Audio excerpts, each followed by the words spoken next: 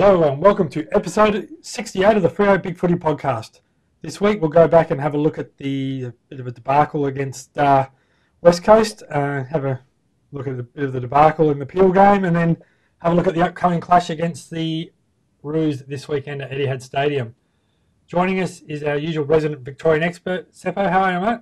I am good, Centurions, and quick to move on from last week and look forward to the last couple of rounds of footy we've got in front of us this weekend. Yeah, a little bit of fallout as well after the game, with West Coast winning 15-14-104 to Fremantle 11-14-80, and Freo just looked a bit slow off the block, Seppo, and we never really, as a little bit probably like the mirror image of that first derby, and unfortunately Silvani as well got 4 weeks for an errant elbow, to say the least, and looks like he'll be out probably for the rest. I think it's going to be hard for him to get back in for this season. Yeah, I suppose, and even just looking back over the scoreline, we didn't really get off to a good start, and Eagles got the jump on us, and they didn't kick much really after that, and I think it was just funny even just to see that, we kicked 11 goals, 14, and once again we didn't get to that 12-goal mark, which seems to be the magical number, so it's holding true. Whenever we kick 12 goals or more, we usually win, and this time we didn't get the result, but I suppose it's a repeat of the reverse image of what we did to the Eagles, and they got off to the quick start like we did last time and killed it. And I'm not sure if they really changed from the way they were playing. I think we adjusted, but it was probably too little, and it's hard to peg it back from 36 points or 38 points, whatever it was at quarter time backwards. So it certainly made it hard, and I find it funny that Josh Hill picked up the medal after some really cheap goals. I know he kicked 4, but I thought Kennedy or probably even Walters or Hill probably had a fair chance of getting it. I think it was one of those games, Seppo, which probably highlights a bit like the All-Australian team. If players get injured in the last 5 or 6 games of the year, their chances of All-Australian pretty much dry up, where if they have an injury in the first 5, 6 games of the year and then finish strong, their chances of doesn't seem to affect your All-Australian chances anywhere near as badly. And probably for Josh Hill, when Freo were like making a bit of a run towards the last quarter there, he kicked a couple of goals, and that was probably fresh enough when they were putting their votes in, considering that they put their votes in about 10 minutes before the end of the game usually anyway. Yeah. And would have been just after Josh Hill kicked 2 goals and sort of pretty much put the game within doubt. But I was surprised as much as you. In fact, when someone said to me, Hill won the Glendenning medal, I thought, really? I thought Stephen was all right in the first quarter. But I thought it was pretty solid for us all day, but I didn't think he did enough to win it. So I definitely thought there was probably other players that stood up a little bit more. But at the end of the day, when you look at it, it was one of those strange games where Fremantle won most of the statistical categories, Seppo, but not on the scoreboard, and that's where it counts.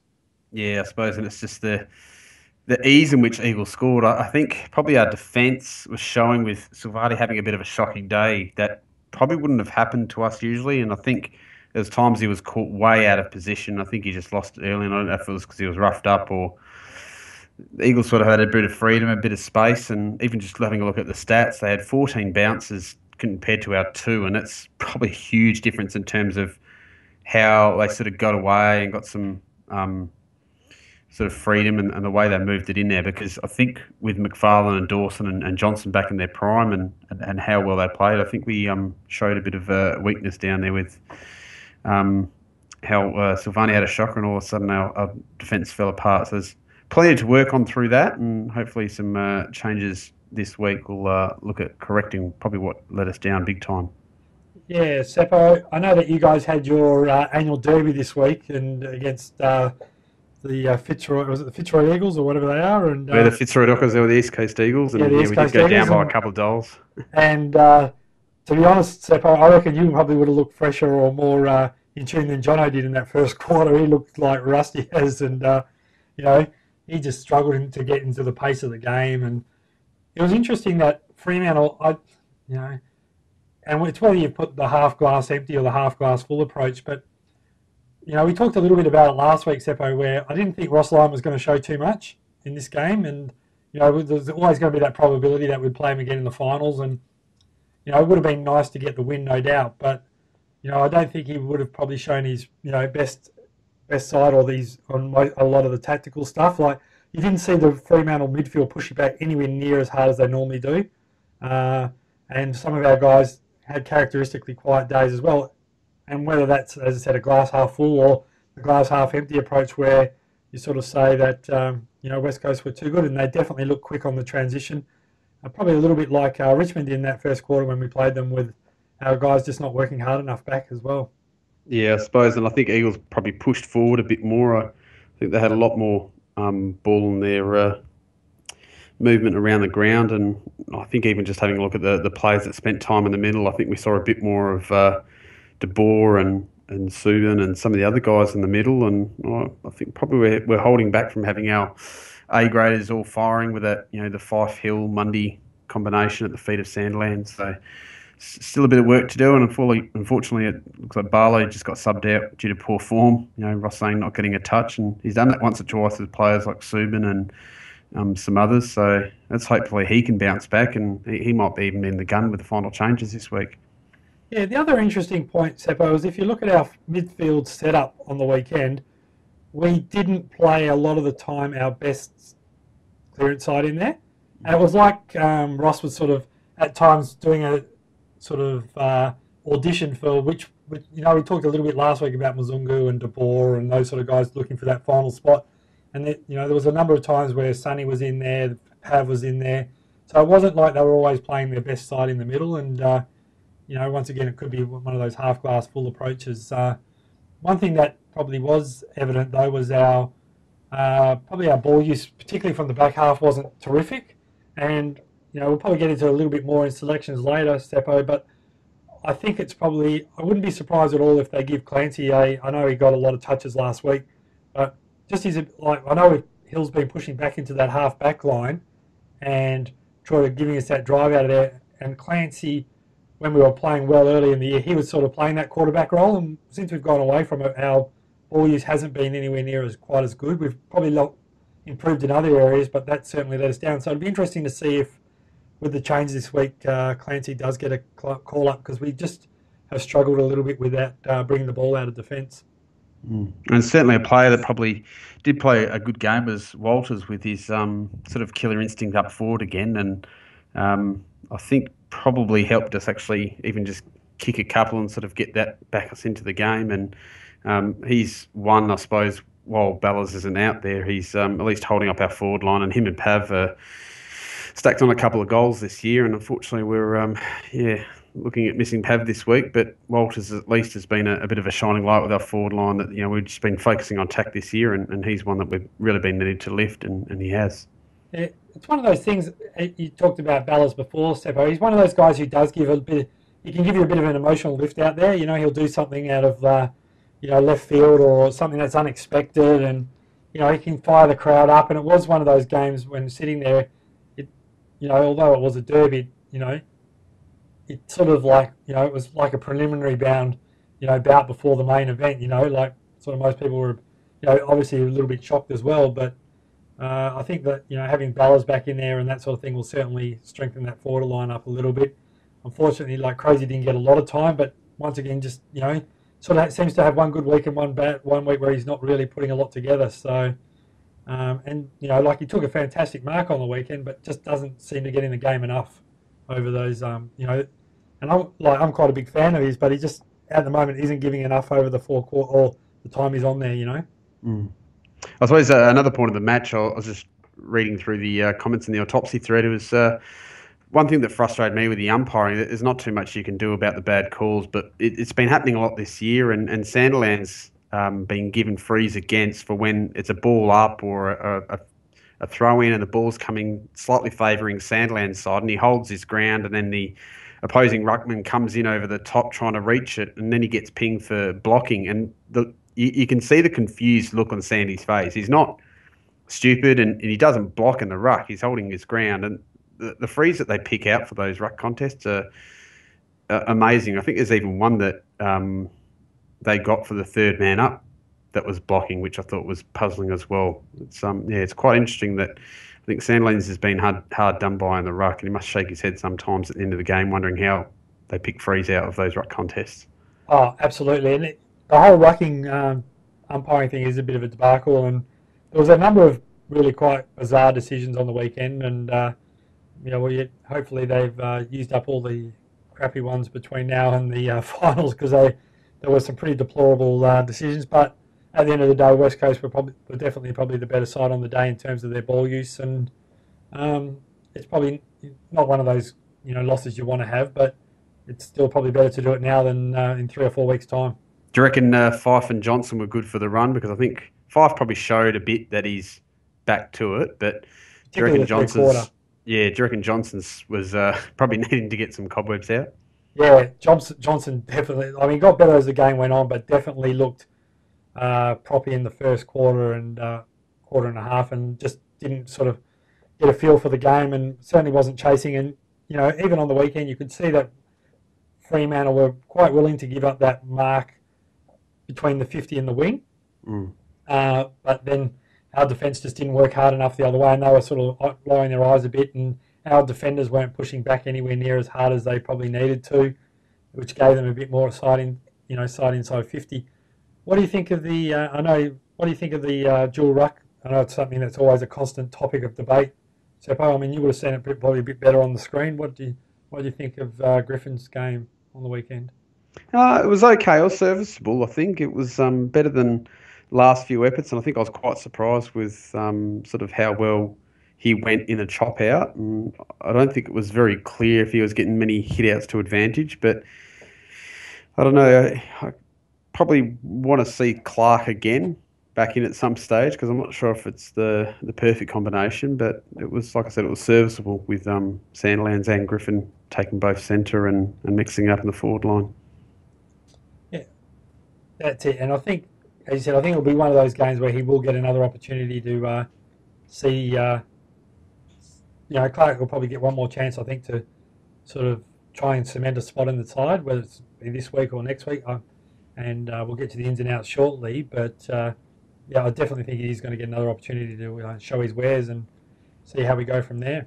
Any other points you want to bring up on that one, mate, or shall we move on? No, well, I think we'll leave that one in the. It's a shame to lose that sort of record over the with the derbies, and a couple of West Coast mates got into me over the result, but I think we can finally probably leave that behind us and look forward, knowing that our best is better than theirs, and we'll be right face them in finals, because no doubt it will happen probably at some point.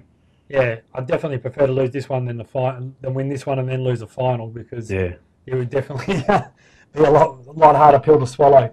During the week, Seppo, or on the weekend prior to the game, was the mini derby, I suppose, with East Perth and Peel Thunder playing off in the game, and unfortunately we lost that one as well, with East Perth victors 13 goals 16-94 to Peel Thunder 8 goals 14-62, with Peel really scoring a few junk time goals in the last quarter to make it a little bit more respectable, but not a terrific performance all round. But once again, mate, Clancy Pearce putting his foot forward, and we'll talk more about him shortly, and your man Brady Gray once again getting a lot of the pill.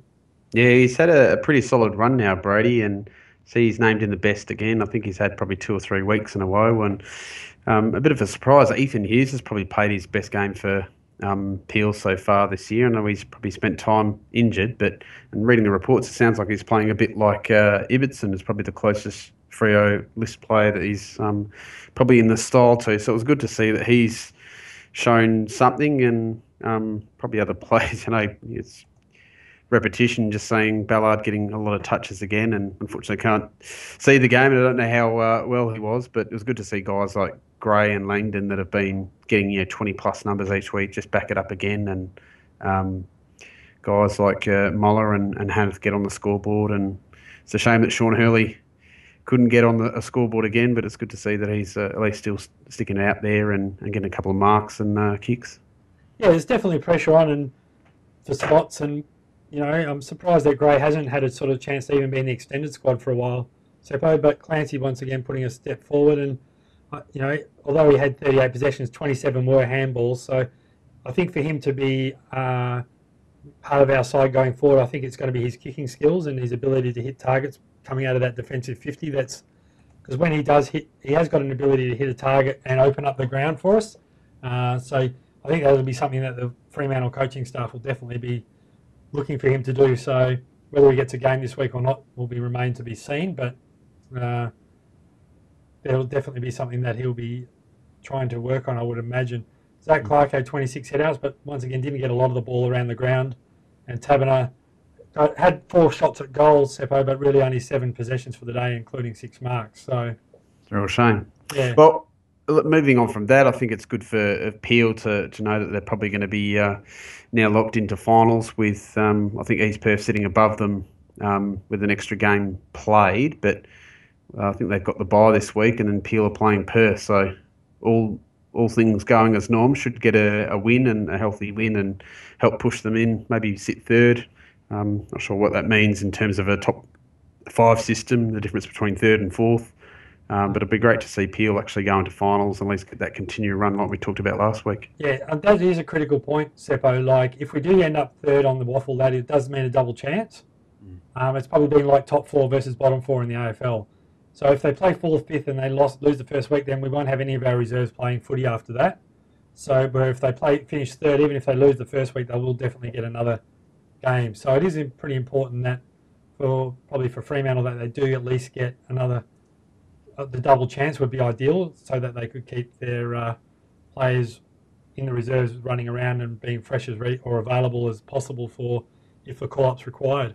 Because there's only 2 more games to go, and Peel are playing Perth and I think South Fremantle, so there's a good chance they can win those 2, and it's an away to Perth and then home to South Fremantle. So banking on those 2 will be fantastic to see Peel just move in and be in a good position to have a crack at the Waffle final series. Yeah. All right, Seppo, moving on. As I said, we did talk about Silvani being out with the suspension this week, but do you want to go through the ins and outs?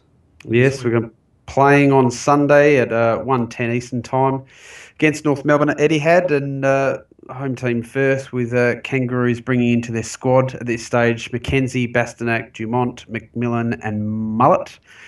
Out with Jack Siebel with suspension, and Taylor Garner has been admitted. Over to Freo, we're looking at bringing into our squad McFarlane, Dawson, Blakely, Clark and Langdon, while Silvani and is out with a suspension, missing for 4 weeks, and obviously Pav out with the Achilles, which I think is probably on the minor end. It's been talked about over the last couple of weeks, and there was talk about him being rested right before this the Derby and even probably the game previously, but they'd probably considered stay at home, rest up, and probably on the surface of Etihad, as we saw when we played the Saints there 2 weeks ago, was what we're looking at there. So obviously new Blakely and Langdon still yet to earn a debut. But obviously this squad's going to be trimmed down tomorrow around 5 p.m. Eastern, and it'll be interesting to see what final changes they make, especially with obviously Pav as a forward taken out, and only McFarlane and Dawson being added back in with Clark there. But I can't see it going any for like, so I think we'll at least see a different makeup. And what do you make on how they've even just named the side? Because looking across the Freo formations and positions, I can't imagine that they'd ever line up this ever. Yeah, I mean, you generally don't take a lot of interest in generally the way that they do line up, and and I've seen some crazy times, ones Pierce in the forward pocket and that sort of stuff. But it will be definitely an interesting discussion, and we did talk about, as you said, I think we called it first, Seppo, a few weeks back about Pav not probably going to be playing the Derby and get rested up for this one. But when we look at the lineup that's there, it will be interesting to see who the ins and outs are. Ideally, I don't think if Silvani wasn't out or ousted this week, I don't think they'd probably play McFarlane at Etihad. I don't think it's an ideal scenario for him. But North Melbourne do have a pretty reasonable in height with Petrie, Brown and Waite down in that forward line there. So it's definitely, I think this game is going to be one of those midfield battles where if we get enough of the ball, we should be able to starve their forwards of getting those, probably a bit like last week and when we played him earlier in the year as well. I think McFarlane's going to be a classic case of if we're doing well and the game's sort of done and dusted 3/4 time, which probably won't be against North the way they're going at the moment, but probably McFarlane be a candidate for the vest. And maybe if a laid out, depending on who boards are playing and what we've got out there. But it will be tough with our key position. Johnson will probably be better for the run, and with Ibbotson out there, you really think that Dawson probably is required out there, and Alex Pearce obviously probably filling some shoes with Pav not there, and I really probably struggle to see the combination of both Sandilands, Griffin and Clark. So you think there'd be some omissions out of one of those ruckmen there? Yeah, definitely one of the ruckmen you wouldn't think would play, and you'd think name Dawson to play on it for the interchange. So you'd have to think either Dawson or McFarlane won't play. Depending upon, I suppose it may depend on how his calf is. As I said, Clancy didn't get a call up despite his 38 touches last week, Seppo. So he's obviously still not quite doing the things that Fremantle want for him. But I think, as we talked, as certainly I talked about earlier, that I think he could give us just that little bit better use out of the back line and link up better between the half-backs and the forwards. I think Sheridan's been pretty good, but they certainly need one of him or Sutcliffe to just be a little bit more damaging in particular. I think even just when you're looking at the matchups, the way they've named Ibbotson on Thomas and Lee Spur on Ben Brown, that's certainly one matchup I don't want to see during the game, with Spur playing on the bigger unit Brown. So maybe Ibbotson could probably take that, or the resting Petrie probably, if he's going right up there, because Johnson and McFarlane probably have their hands full to take on the tools of North Melbourne there. Yeah, Spur was a little bit sore last week. He came off even towards the last quarter, and he sort of had a lot of strapping on his leg, Seppo, right in front of where I was sitting, and you could sort of see he was a bit of discomfort. But if he plays this week, there's nothing sure than he'll play on Lindsay Thomas. He did a pretty good job on him in the first game this year. Yeah, pretty much kept him near goalless, I think. So I'd be quite shocked if that wasn't the lineup again this week, or if that's not his opponent. But it'll be interesting to see with those.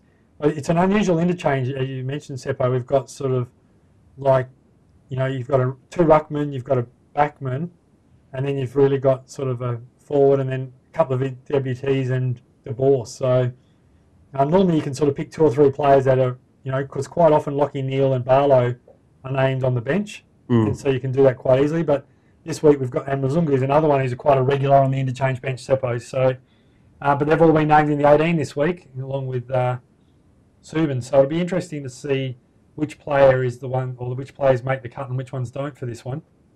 Yeah, it'd be nice to actually see a bit of a shake-up. Like, I know Subin, Mzungu and Barlow have all sort of been named on the field in different positions, but I'd be tempted to throw someone like Langdon or Blakely for the Wolves. And I know you've mentioned a couple of times Blakely coming in for Monday at some stage to probably play a role maybe against Melbourne or even the final game against Port. But you never know. Maybe on a quick deck like Etihad, Langdon might be ideal, and playing him at half forward instead of someone like Barlow might be the way to go. And it'll be interesting to see what happens tomorrow with the final changes, because certainly would be exciting to go with a bit of speed. And when you look at the forward line of Daniel Pearce, Alex Pearce, Walters, Subin, Main, Barlow, you can sort of see what they might be trying to think there with no Pav, but it will certainly make it a bit different thing.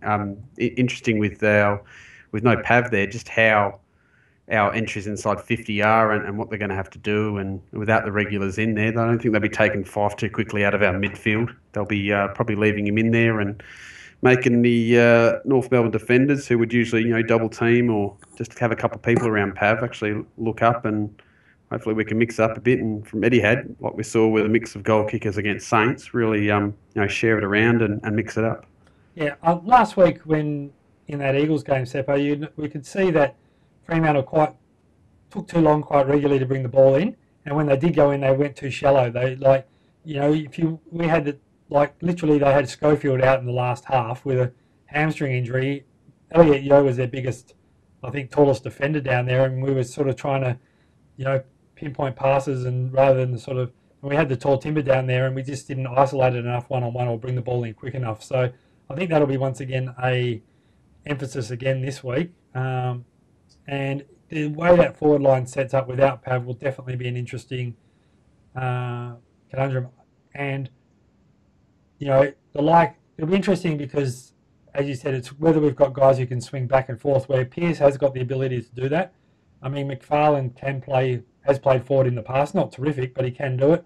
but you wouldn't really back any of our other forwards or defenders. Like you certainly wouldn't have Zach down there, or Jono's played it a little bit, but you certainly prefer him across that half back line dictating traffic. Yeah, it's certainly going to be hard to pull one of McFarlane, especially with the work rate. And when you look at his last few games, he doesn't really venture out of the defensive 50 too much. So it's really going to come down to this selection and what we do with the mix of players. And if Alex Pearce is treated as a swingman and have the option to go back down if they do intend on subbing out McFarlane, but what does that do to our forward line? And Main's no key forward, so there is a bit of work to do there with the players to be named, and it'll be quite interesting actually, because I think this is a game that we can just start to fine tune our forward entry 50 to something different to really show that we can do it without Pav. And it just reminds me of that a couple of years ago, I think, against North Melbourne at Etihad, that Pav pulled out last minute and we absolutely killed it. And a lot of people saying no Pav, no Freo, but I remember that game put that theory to rest. Yeah, and the reality is for us, Seppo, that we do need to win 2 of our last 3, provided the other teams win out. So, next week you'd have to think that we'd be not a lay down misère, but the strongest of favourites against Melbourne at home. So we've either got to win this one or the Port game just to definitely cement that top side or top 2 spot. And I'm sure Ross would be more than keen to cement that after the Melbourne game, rather than having to sort of rely on results in round 23, even if it is in our own hands against Port over there. Because North Melbourne will certainly be trying hard, because even just playing around with the ladder predictor now in the last 3 games, it's a lot easier to do, and just mucking around with a couple of permutations. North can sort of slip out into the 8 if we beat them, and their last few games are against the Bulldogs, and it's one of the tough game against the Tigers as well. So they're going to be fighting tooth and nail for a spot in the 8 as well, North. So they'll certainly won't be an easy beat. So if we get this one, we should be right, winning our last 2 and securing that top spot. But if we lose this one coming up, it's going to be a must-win last games against Melbourne and Port to lock up that top spot and not let West Coast get that advantage, because it'd be great to see at the end of the season us lock up the minor premiership and get a chance to wear our purple and, last day in September, say we'll be there and get all the advantages that go with finishing first. Yeah. And we once again didn't see, and the sort of Kangaroos had their own, I suppose, concerns as well a little bit, Seppo, with Zabil being done this week at the tribunal for 1 week as well. So they've had their own sort of selection issues where they have lost a player as well. So it'll be interesting to see how their sort of midfield, because I think that's where the battle, and particularly Etihad, is won and lost. And North Melbourne probably usually get a pretty good armchair ride with Goldstein, who's been in, arguably all-Australian form this year. And we saw against the game when we played them over here earlier in the year against that, they did struggle a little bit when Sandilands was sort of dictating more where it was, but we were flying a little bit more at that stage than what we are now. So it'll be interesting to see that ruck battle, because it will definitely be, I think it may also go a little bit towards the All-Australian as well, to be honest. Yeah, maybe even both might get the All-Australian spots in the end, because I know Jacobs has probably had a good year, and other ruckmen like Martin and maybe one other that's probably had a really good year. But I think it's, when we beat North Melbourne earlier in the season by about 70-odd points, we were probably at our peak. I know we beat Adelaide the week after there, and then it was sort of all downhill from them. But, we did beat them by a fair considerable margin that stage, and that's when we were probably at our peak. So we've got to get back to that level to be able to beat North. And even just having a look at the squiggle now, it's actually got North beating us 86-74. So according to this great calculator, that's probably on more tips than me with their system at 123. So it's doing a lot better I am. It's a much better judge of games than I've been this year. It's it's going to be hard for us. So we're going to have to do better than kick 74 points and hopefully put away North. Yeah, and as you said, North are playing for their spot, and they're trying to obviously get a 5th or 6th spot in the finals to get that home final, Seppo, because it does make a difference whether they're at the G or Etihad. So, and they've probably got a pretty strong lineup in when you look at it across the board. They've got a pretty good mix of forwards and defenders. So it certainly won't be an easy walk in the park, that's for sure. But with players playing for spots, you'd hope that Fremantle will certainly be looking to bounce back after a poor performance last week and try to get back on the winners' circle. Yeah, and it's interesting to see. I know it happens every week towards the end of the year. If it's a milestone or a retirement or something usually happens. And of course, Boom has signed a 1 year contract extension as well as Petrie. So they've always got little things to get people up and about when they seem to play us. But I think our players will be hurting after the loss. And it's happened a couple of times this year and now, well, only 3 times. But I reckon even just hearing the comments from players like Neil and Barlow, they'll be keen to bounce back and put in a good effort because I suppose players like them, they'll be wanting to show that their spot's earned and they work really hard to be there. Yeah, I must say it's and I don't want to talk too much on the tribunal, but it's been an absolute disgrace this week. The way Subin's character's been brought into question, like people think that complaining about being bitten is worse than the actual person who's biting itself. It's just been unbelievable. So yeah, I just found it really strange the comments that came out how Marston was trying to claim that he didn't bite. He had the reaction with the jaw and trying to explain that it's impossible to have your have those marks and everything that you could see that happened to Subin, and the fact that they're trying to claim it wasn't was just a terrible indictment on the way that they acted. And I'm so glad that he did get something, because I know a lot of people over here in Melbourne probably said that he probably deserved more, and probably maybe if it was a bigger cut or something like that, it probably would have been considered worse. But I'm glad that he did get something, because that certainly shouldn't be let off lightly. No, and I mean, whether it's 2 weeks will probably be their 2 most important games, and the last game against St Kilda I don't think is really going to matter too much anyway. But irrespective, it was as I said, it was pretty poor form, and certainly something you don't expect to see out on the footy field. But any other matchups sort of stand out for you this week, mate? Yeah, not until we see the final squads could matchups really be interesting. So it will be interesting how we lay them up, because at the moment it's probably a bit hard to read into the matchups that could actually happen out there.